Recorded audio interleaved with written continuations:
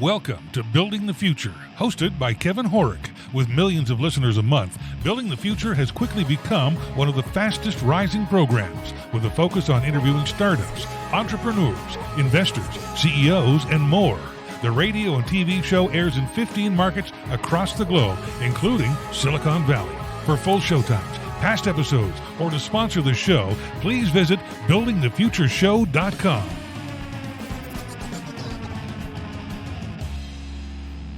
Welcome back to the show. Today we have Ken Rosenblood. He's the Chief Innovator and founder of obVus. Ken, welcome to the show.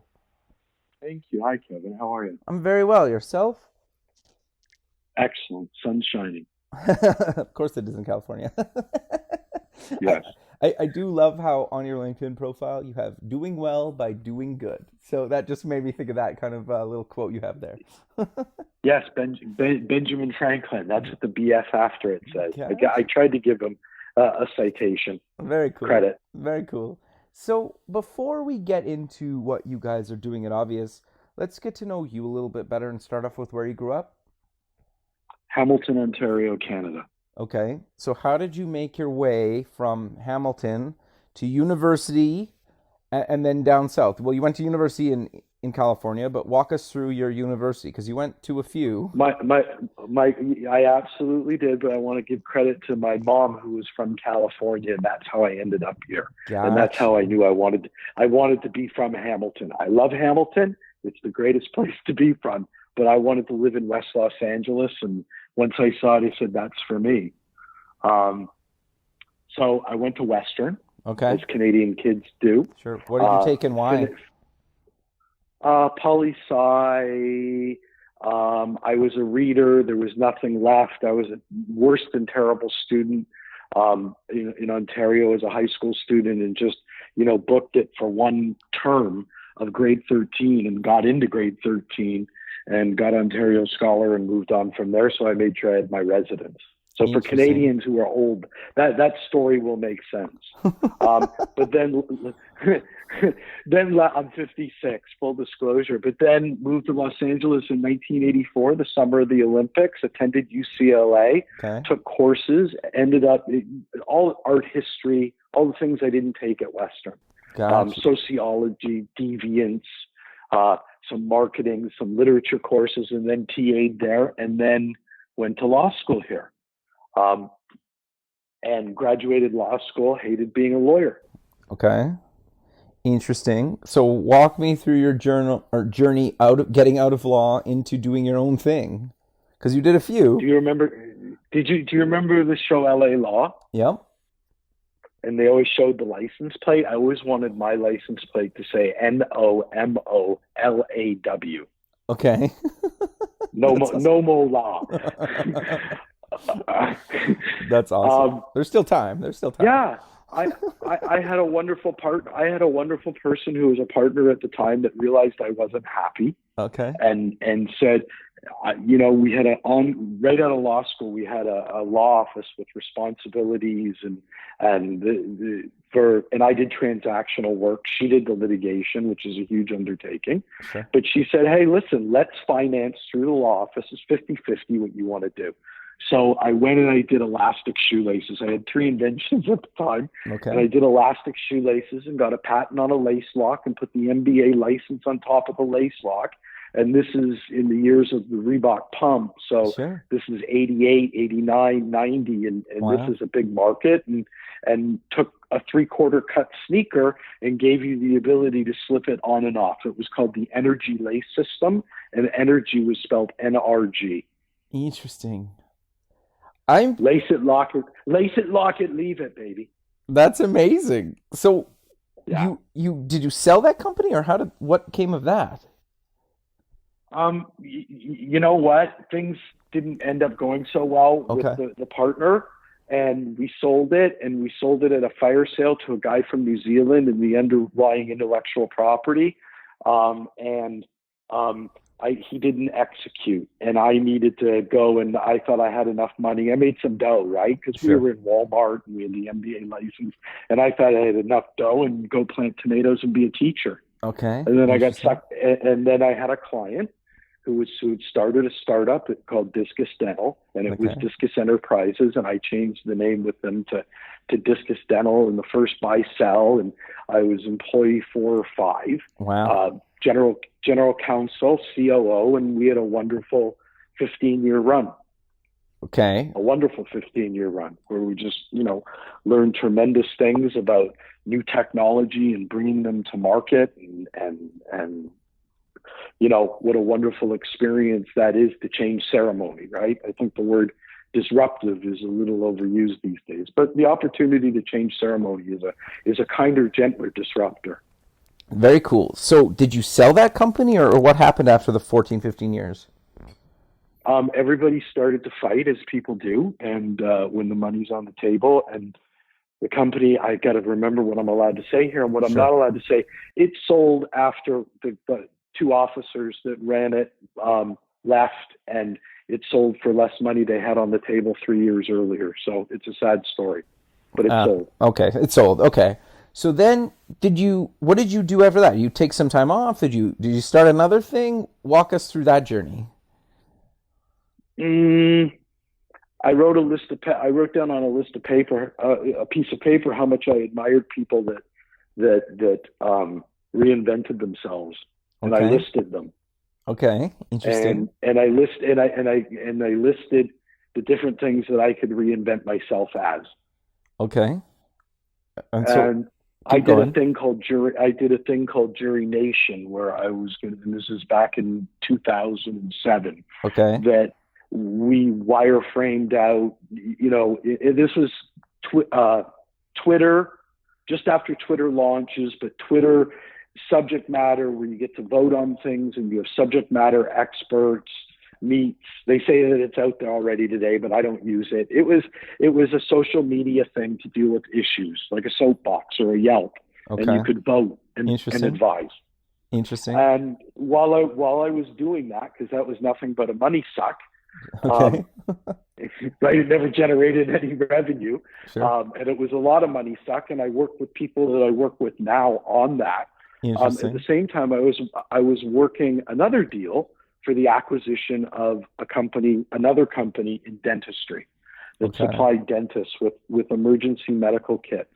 And another company in healthcare and the airlines providing emergency medical kits, crash carts. Interesting. And the goal was to run a cloud-based recurring revenue subscription compliance program for doctors. Sure. So that if someone strokes out in their waiting room, we're the one that provide the training, the AED, the battery, the drugs, because they expire the drugs, the EpiPens, right? And make sure that you are prepared and on time, and show them that information in the cloud, which changed everything and made it a subscription. And they did that with a Fortune 300 partner, and was very successful for the 4 years that we were there. We grew it by 500%. Wow. I didn't like working with that Fortune 300 company. I don't like that Fortune 300 company, and I'll say it. So let's move on from there. But I made good money in my exit, but leave it at that. No, very cool. Okay. Which afforded me the opportunity to do obVus.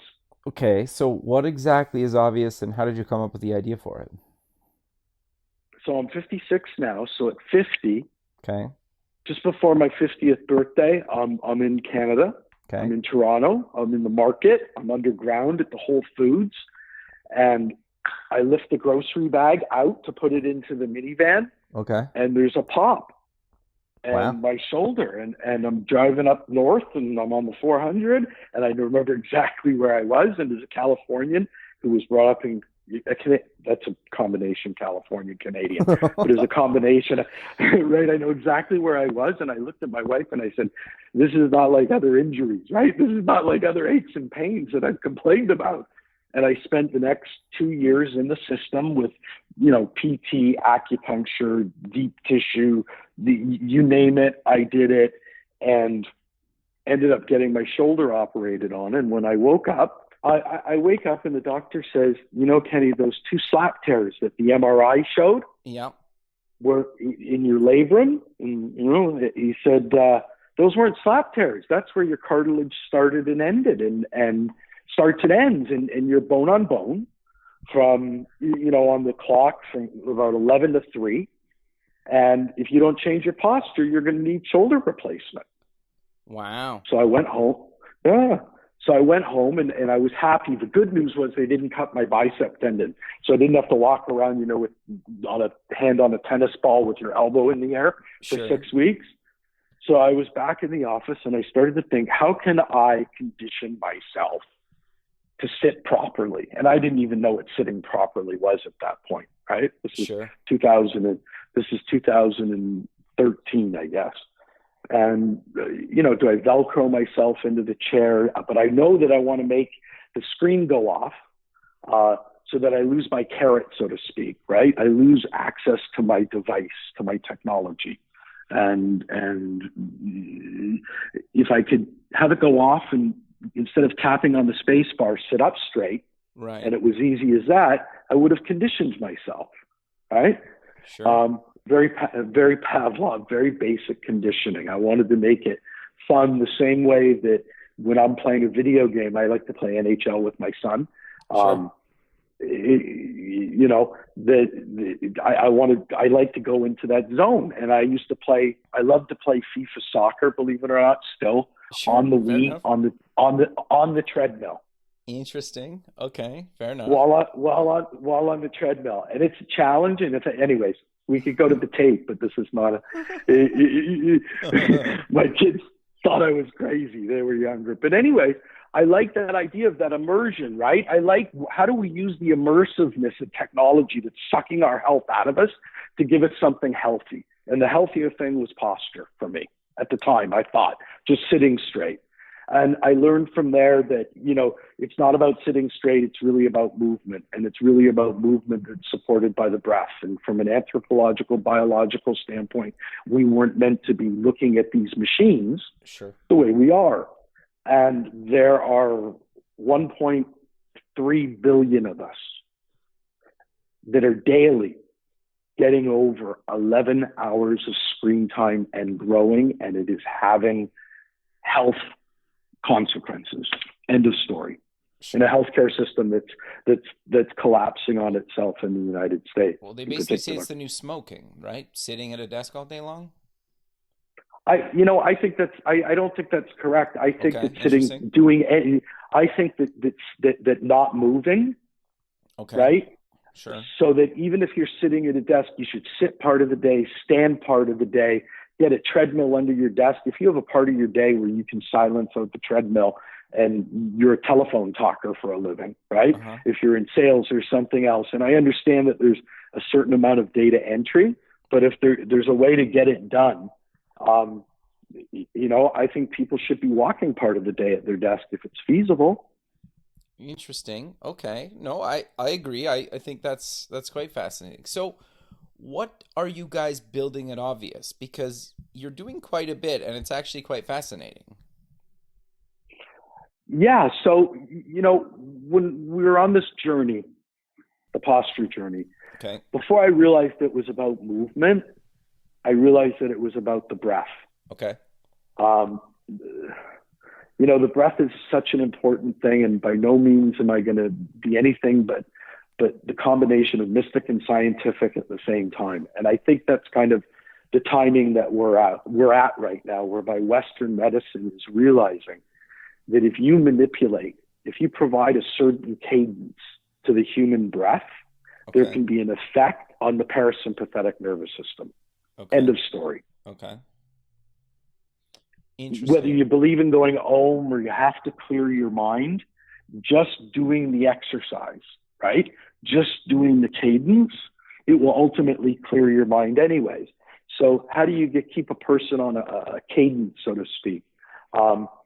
Whether it's for heart rate variability, which is the big buzzword right now in the way to condition, or you're out there, and I don't know if you or your listeners are familiar with a gentleman by the name of Wim Hof. And if you're not, take the Wim Hof push-up test for those of you that can do push-ups. Wim Hof looks crazy, but the science that's being done on the manipulation of the breath, and he's on one end of the spectrum, Okay. all over the world today is fascinating. And at the end of the day, it boils down to something really simple. If you can get to an even breath in and out, 15 minutes a day, that's a wonderful thing, right? Sure. 5 in, 6 out, a little bit longer exhale. And if you can use cues to keep you there, whether it's a chime that goes ding dong, whatever it is that floats your boat, or ambient music of winds or birds, right? Yep. If you can learn to do that and to breathe diaphragmatically, there's some tricks, right, that technology can provide to get you there. Whether it's the sounds, whether it's an electronic coach, a real coach, or just a sound. So first thing that we discovered that we have the ability, and we patented this, to visualize the breath itself.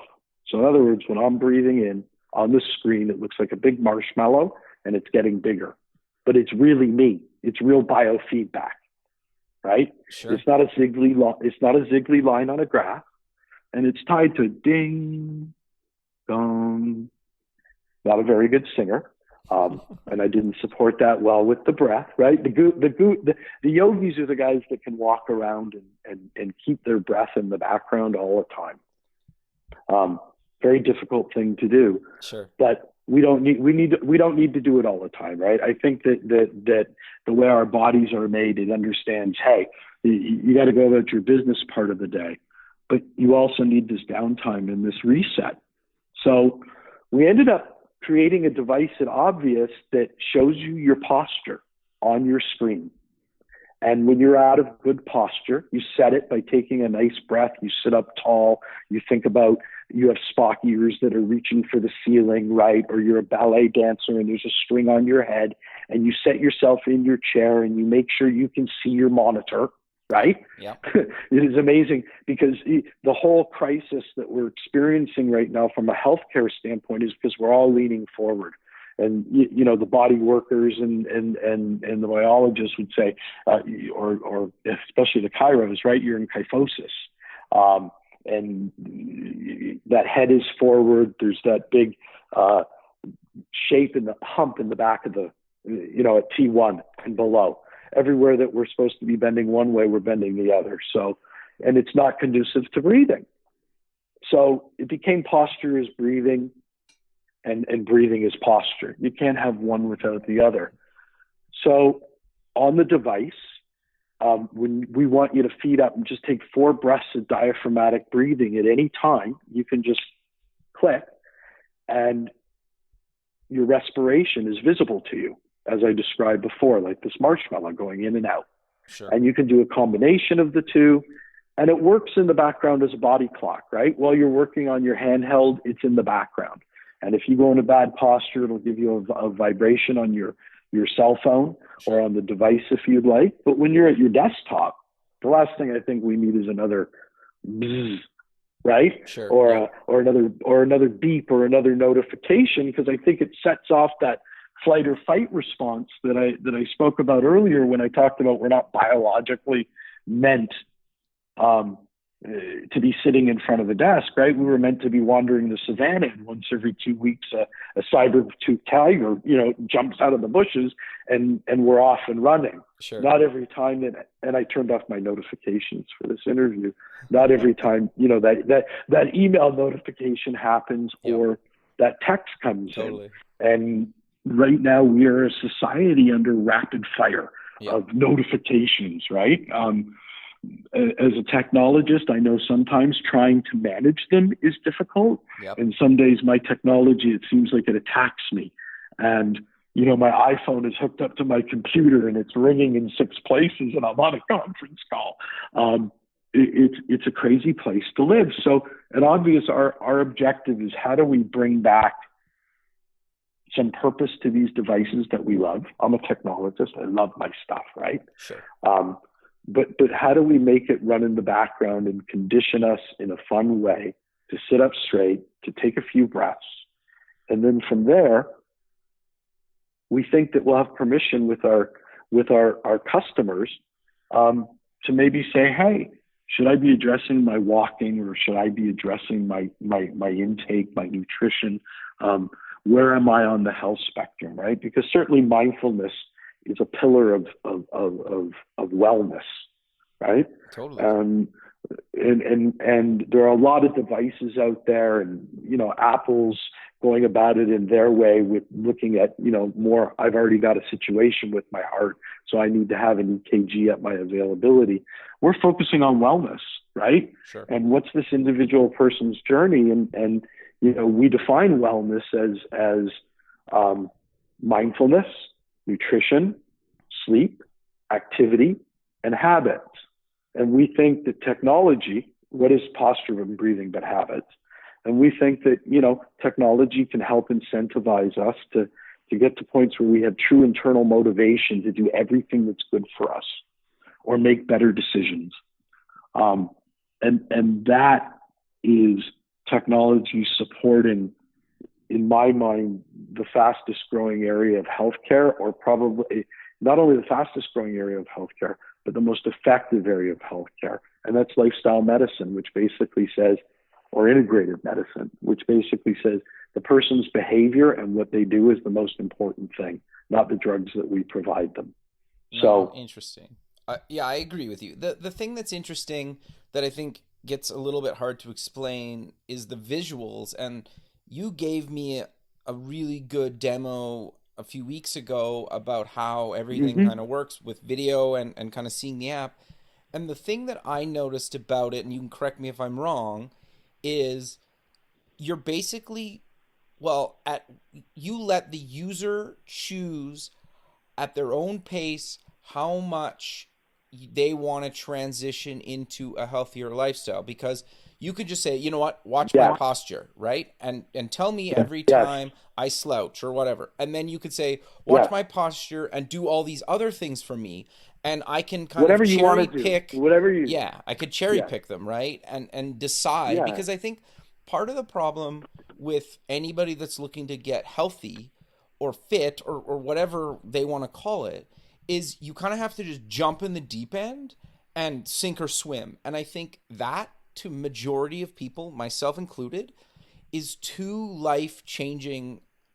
You need to slowly say, like, I'm just going to do something that's 15 minutes a day or 15 minutes a couple times a week, instead of just like, okay, you need to rework your, you need to start working out 45 minutes a day. You need to start eating like this. You need to start doing this, this, and this. And it's like 50 things at you. And you're like, you're going to fail because you just can't do that. Right. Right. So no, you're absolutely. So what we're trying to do is create the ultimate tool for the health coach. So whatever you're ready to do, we're here to help you with. But then you can keep adding, right? I think that's the differentiator between you and your competitors. It's a journey and it's a game, right? Sure. And we're here for the long haul. Sure. We don't want to spray it. Right. We're here for the long haul to help you get to wellness, whatever your path is. Sure. So I want to get into how people get the device quickly, but I want to cover one thing before.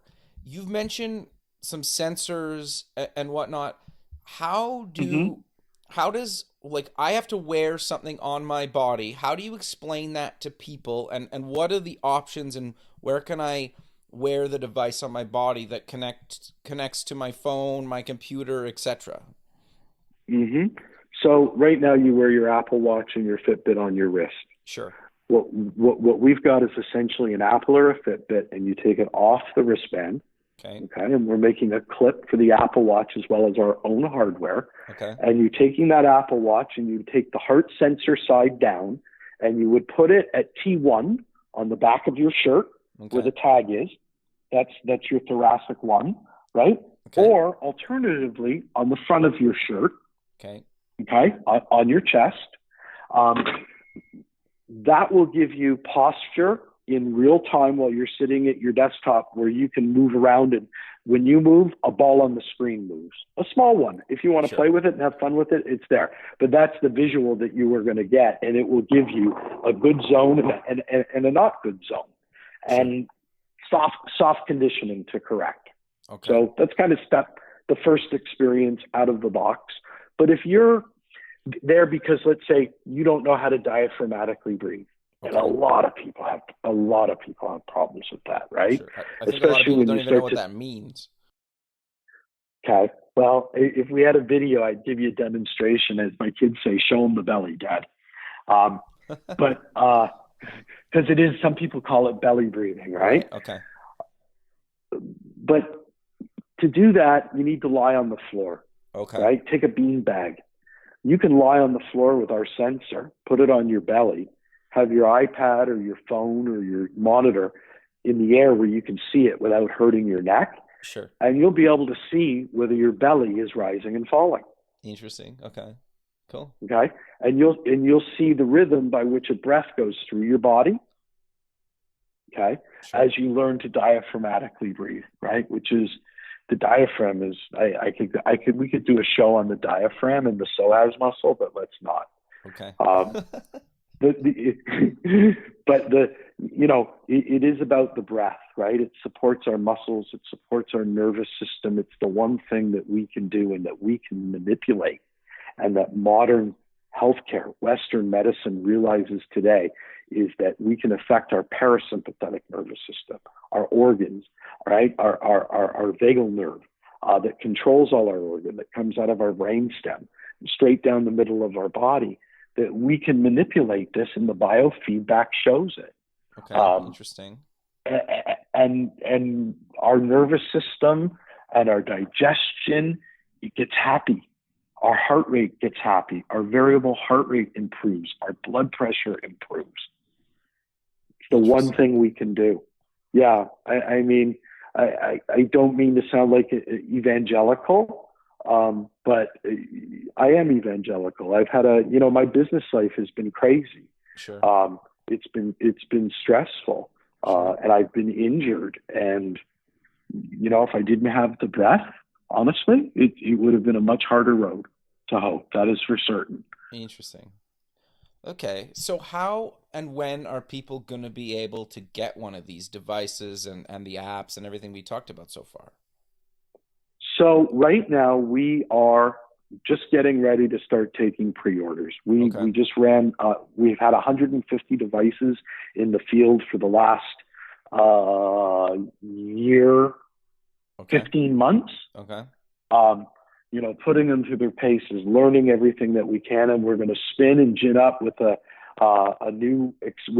manufactured exterior or industrial design for 1,000 pieces in the next 90 days. Oh wow! And then we're taking orders after that. So we're taking the pre-orders and the people that are out there. So you got to show them that people want this. I mean, I don't mean to sound cocky, but I know people will want this based upon the fact that we've been out in public with the American College of Lifestyle Medicine folks, working with health coaches, right? The integrative health coaches. We've been with yogis. We've been with cardiologists. We've been with the biofeedback people. We have all of these people serving on our advisory board over the last 5 years. Got you. It's a wonderful thing that's kind of coming together. Sure. We want to do this right. Yeah, we want to do this right. And when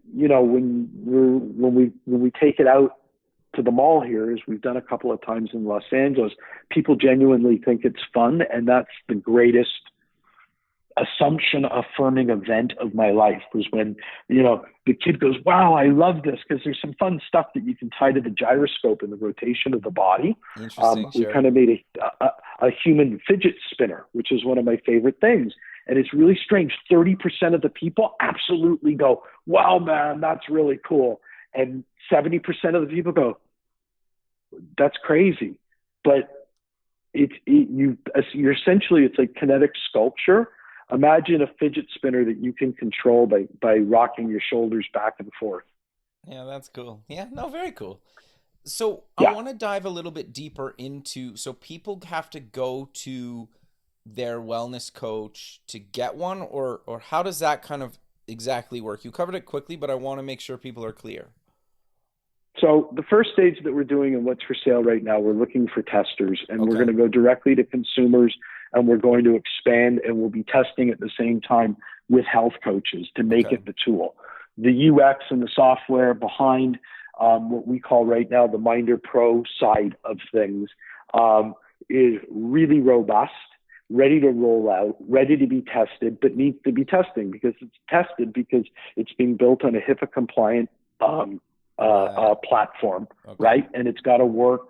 It's got to work on Android. It's got to work on iPhone. It's got to work on iOS. It's got to work on Windows, etc. And it's got to be right. So that's testing, but we'll get there, right? It's all a mashup. And when you're working in a regulatory environment, you have to do things in a certain way. Sure. Which is the right way. Quality.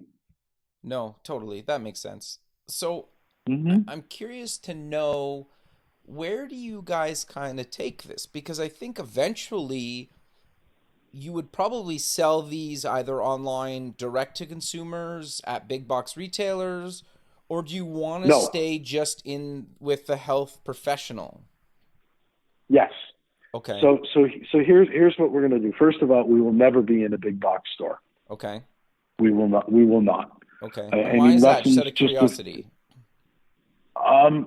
Because I want this to be tied to a coach. Okay. Makes sense. Okay. Ultimately. And that this is not, it's beautiful, but we want it to have a timeless quality to it. And it's about the communication and what the device represents to help you with your behavior than it is bling, so to speak, that we would want to sell at Best Buy. And, health coaching is a very seriously researched and valid methodology for improving outcomes. Okay. End of story. Double blind, peer reviewed, right? Placebo. Health coaching works. And it's based upon, certain techniques related to where that individual is raised. So you said to me before, oh my goodness, it's so big.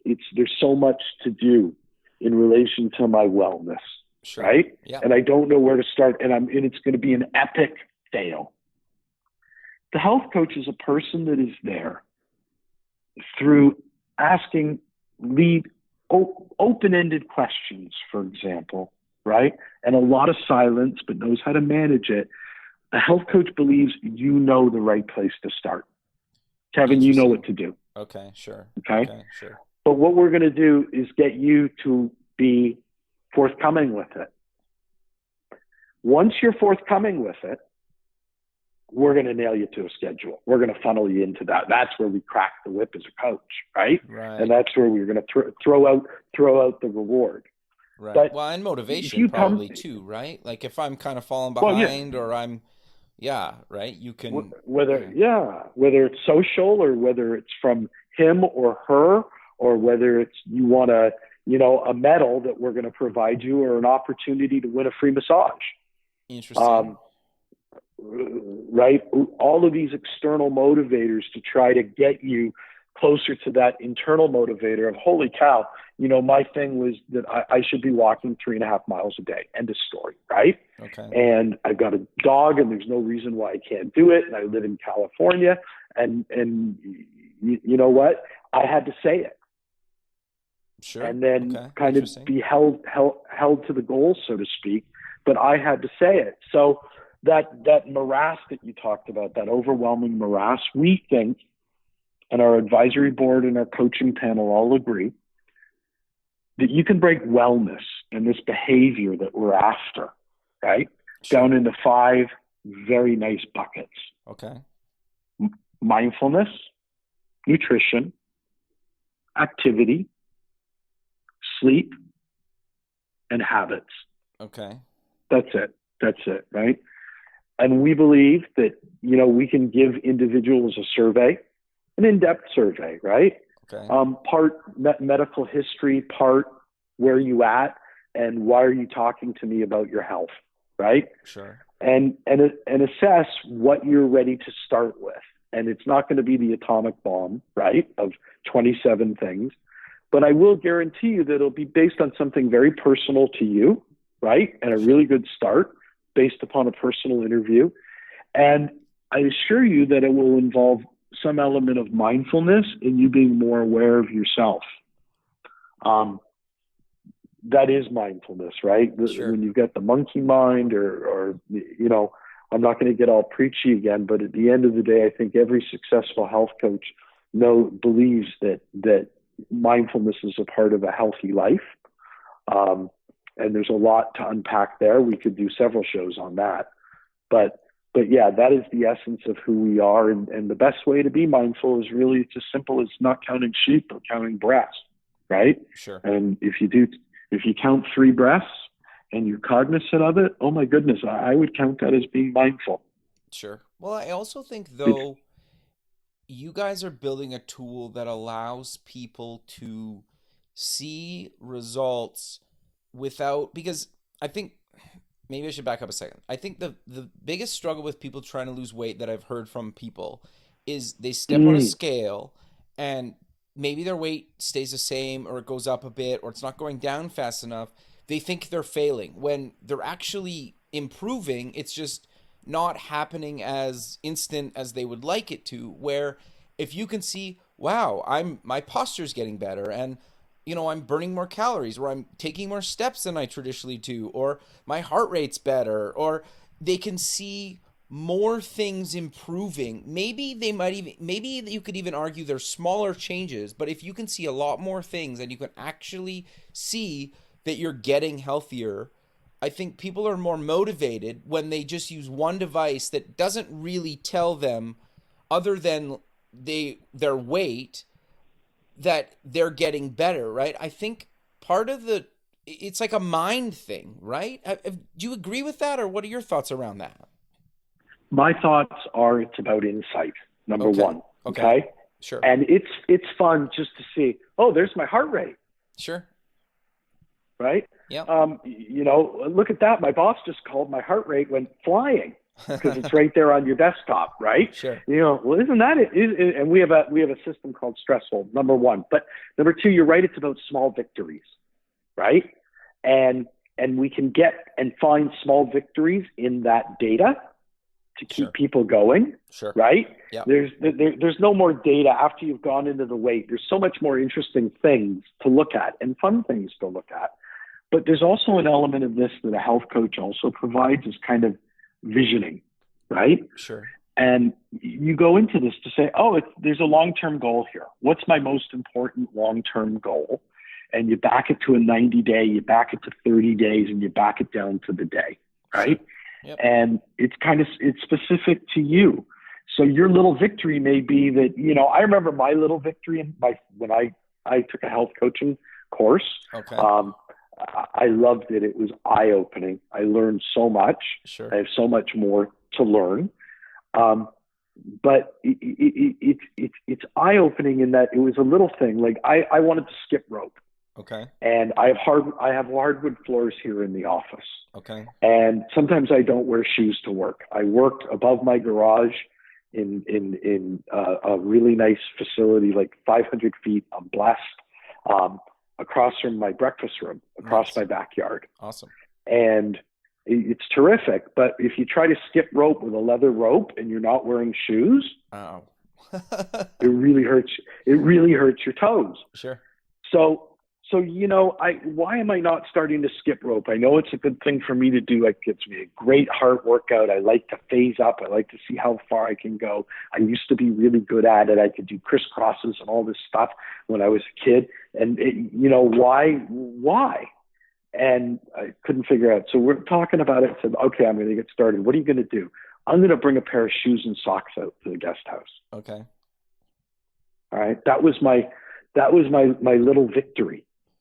That was my first step, and it resonated with me, right? And then there was another one where, and I've always been pleasantly plump. There's no doubt about it, right? Over the course of my life, there's heavy weights and low weights. I've looked good when I needed to, right? Sure. Yeah. But nutrition becomes an issue as you get older, and you have to start becoming more aware of it. And I travel.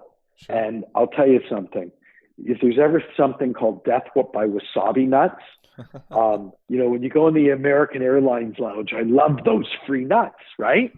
Sure. And I'm talking to my health coach, and I said, so I'm going to, I'm going to Europe next week. And she said, well, you remember what happened, last trip? And I go, no, not really. She said, oh, you ate all those wasabi nuts, and you came back and you told me how sick you felt. Sure. And so, I substituted behaviors, and she sent me a reminder that said, have a good trip. It was lovely. Have a good trip. No wasabi nuts. And on your layover, walk. And I did. Yeah, interesting, right? And then those were my buttons, right? That's a very personal story, and maybe it doesn't sound like anything but for me it resonated. So when I heard from her, no wasabi nuts, I laughed because it was a deal that had come from myself, just from talking about it. And that's kind of how health coaching works a little bit, and it's subtle, but it involves the best, in my mind. It's the best way to improve outcomes, right? Sure. It's proven to improve outcomes. So if we can tie the coach and the tech in a good coach, right? Someone that knows how to listen, and someone knows how to be present. I think that we can get people doing and starting with those little victories, like you say, whether it's just posture and breathing, or whether it's walking up the stairs, or whatever, or whether it's CrossFit, right? Sure. Yeah. You need to be more dedicated about it. That a good health coach can help you get there. No, I think no. Keep going. Sorry. I'm sorry. And the accountability that the tool provides, right? Yeah. This tool that does posture and breathing, and there's that communication of, hey, this is how I'm feeling, etc. And it's tied to someone who's looking at your data with you. Sure. That's where it's at, in my opinion. No, I think that's really good. But sadly, Ken, we're out of time. So let's close with mentioning where people can get more information about you guys and actually pre-order this thing. Yep, we're on the web, www.obvus.me. So O as in Oscar, B as in boy, B as in Victor, U as in U, S as in Sam, .me as in me. Drop us a line and give us your email, and we will tell you when we are ready. When I'm ready, I'm the anti-MVP, they call me, right? I don't believe in them. Right? When we're ready to deliver and we're getting there. Oh, if I hear the word MVP one more time. Anyways. Perfect. Well, Ken, I really appreciate you taking the time in your day to be on the show, and I look forward to keeping in touch with you, and have a good rest of your day, man. Thank you. I so appreciate your questions. Thank you and your interest. Thank you. All right. Thanks. Okay. Bye. Bye. Thanks for listening. Please visit our website at buildingthefutureshow.com to join the free community, sign up for our newsletter, or to sponsor the show. The music is done by Electric Mantra. You can check him out at electricmantra.com and keep building the future.